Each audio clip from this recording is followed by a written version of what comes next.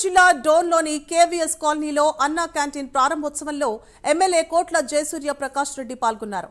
నిరుపేదలకు అన్నా క్యాంటీన్ ఎంతో ఉపయోగపడుతుందని ఎమ్మెల్యే అన్నారు. వైసీపీ ప్రభుత్వం అన్నా క్యాంటీన్లను తొలగించిందని కోట్ల విమర్శించారు. కూటమి ప్రభుత్వ పాలనలో అన్నా క్యాంటీన్ తిరిగి ప్రారంభమవ్వడం సంతోషకరమన్నారు.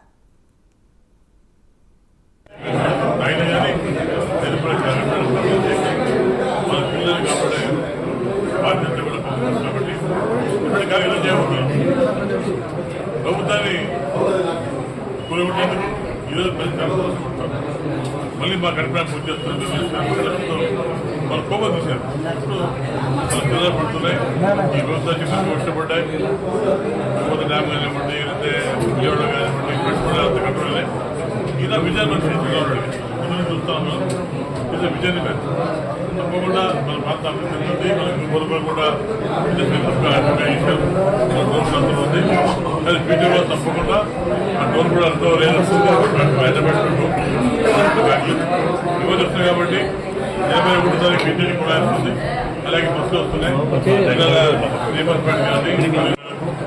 నగరాల కార్యక్రమం వస్తుంది. అందువల్ల కావాల్సింది ఆర్థిక పరిస్థితి పెంచుకుంటూ ఈ రాష్ట్ర భవిష్యత్తు కావాలంటే పిల్లలు పుట్టే చూసే